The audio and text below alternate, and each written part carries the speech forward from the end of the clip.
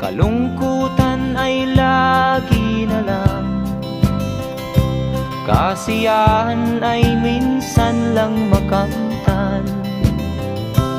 O buhay,